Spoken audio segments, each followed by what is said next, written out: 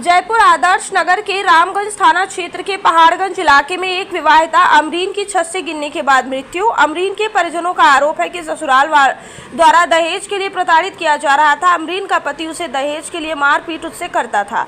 ससुराल वालों ने जेवर और दहेज भी भेज दिया था। 2 दिन पूर्व की गई पैसे की मांग को पूरी नहीं करने पर ससुराल वालों ने छत से नीचे धक्का दे दिया। बढ़कर अमरीन को स्त्री धन, जेवरात व दहेज के सम्मान दिया गया और विवाह के पश्चात पति इमरान, ससुर मोहम्मद जाहिद, सास अंजू, देवर जुबैद, नंद शाहीन व नाजमीन ने अमरीन का समस्त स्त्रीधन, जेवरात व दहेज का सामान अपने कब्जे में ले लिया, जो कि अभी तक उन्हीं के कब्जे में है। विवाह के कुछ दिन पश्चात ही उसके इमरान, मोहम्मद जाहिद, अमतुम, जुबैद, शाहीन व नाजमीन ने अमरीन को कम दहेज लाने का ताना देकर और अधिक और रुपए मांगकर लाने के लिए उसके साथ अभद्र व्यवहार व मारपीट करना शुरू कर दिया। ये लोग उससे नौकरानी की तरह घर का सारा काम करवाते, बात बात और कमी निकाल के मारपीट कर उल्टा बच्चलन आदि शब्दों का प्रयोग करके उसे अपमानित करते थे। पीहरजन को गालियां देते व उसके साथ दुर्व्यवहार कर माता पिता से रुपए लाने के लिए शारीरिक व मानसिक रूप से यातनाएं देते थे। मोहम्मद जाहिद, अंजुम, जुबैद, शाहीन व नाजमीन योजनाबद्ध तरीके से अमरीन से माता पिता से रुपए ला कर देने के लिए इमरान को मेरे विरुद्ध भड़काते, जिससे पर इमरान आग बगुला होकर अमरीन के साथ बुरी तरीके से मारपीट करता था। ये लोग षड्यंत्र पूर्वक दहेज और रुपए के लालच में कभी अमरीन को मार पीट के घर से निकाल देते थे तो कभी खाना खर्चा भी नहीं देते थे।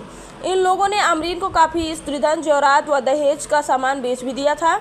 हमने कई बार इन लोगों से की मांग पर अमरीन के जरिए इन लोगों को काफ़ी रुपए भी दिए। इस सब कुछ के बावजूद भी ये लोग अपनी हरकतों से बाज नहीं आए। आज दिनांक 23/8/2023 को सुबह के समय इमरान, मोहम्मद जाहिद, अंजुम, जुबैद, शाहीन व नाजमीन ने दहेज के रुपए के लालच में अमरीन को छत से नीचे 2 मंजिल फेंक दिया, जिससे उसकी जान से मारने की गरज से धक्का मारकर नीचे गिरा दिया, जिससे अमरीन को गंभीर चोटें लगने के कारण उसकी मृत्यु हो गई। आज आप रामगंज थाने आए हैं, आपकी क्या पीड़ा, आप किस पीड़ा को लेके यहाँ आए हैं? हमारी बेटी का इंसाफ लेने आए। हमारी बच्ची को जान से खत्म कर दिया, चाकू लगा के छत पे से फेंक दिया। करते थे और उसका सारा सामान बेच दिया, सोना दहेज सब बेच दिया। हमारी बच्ची का इंसाफ भी चाहिए हमें और उसका दाम दहेज दे के किल चाहिए, क्योंकि फकीरों की बेटी दी थी, वो हमने बात दिया उसको। कितने साल पहले आपकी बच्ची की शादी हुई थी? 10-12 साल हो गए, 12 साल पहले, और जब से ही वो टॉर्चर कर रहा है उसको। आपने पहले थाने पे परिवार दिया था? नहीं, हम तो ये सोचते थे कि भाई इज्जत की वजह से कि अपने घर में बच्ची बैठी रहे। तो बहुत बुरा करा, हमने बहुत सब्र किया, खत्म कर दिया, पैसों से सपोर्ट कल ऐसा करते क्या थे। हुआ था कि आपकी बच्ची के साथ ये वारदात? मांगे करते थे, मांगे करते थे। 60,000 रुपए मांगे। अभी 60,000 रुपए की मांग थी बच्ची ने, कहीं 60,000 रुपए मांग रहे हैं।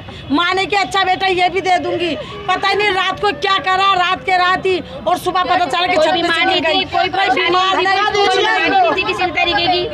उसके चाकू लगा हुआ छोटे छोटे बच्चे, सारा सोना बेच दिया, दहेज बेच दिया, सब कुछ बेच दिया। पति कभी यहाँ काट लेता है, कभी यहाँ काट लेता है, कभी पैरों पे काट लेता है। उसके बच्चों को मारते हस्बैंड को वैसे सरताज कहते हैं, नहीं वैसे इमरान है उसका नाम। आपके रिश्तेदार थे क्या पुराने? नहीं, कोई रिश्तेदारी नहीं है। कह रहा हूँ गई थी, अरे जाती टॉर्चर करते थे, 9 बजे आ जाइए, अगर 2 मिनट भी लेट हो जाती तो उसको मारते थे, जुल्म करते थे, सरताज बोलते हैं उसको। खाना फंक्शन छोड़ के आती थी, वो फंक्शन छोड़ के। ससुराल में कौन टॉर्चर करता था? सास, ननद और देवर। नाम बताइए। सर, एक का नाम है शाहीन, एक का नाजरीन और एक जुबैर, और सास का नाम अंजुम, ससुर का नाम जाहिद नाम है। पूरा परिवार टॉर्चर करता था बच्ची को। 2, एक लड़का एक लड़की। मारते थे, मारता भी 2 ही बच्चे थे। बच्चे कहाँ हैं? हमारे पास अरे बहुत बुरा मारता, बहुत जुल्म करे। स्कूली फीस जमा मेरी बात नहीं करते थे ये। सुनो, बच्चों का वो रखने। क्या सब मामला था जो आपने आपकी बहन आज इस दुनिया में नहीं है, आपको ये कब पता लगा कि उसको छत से फेंक दिया गया?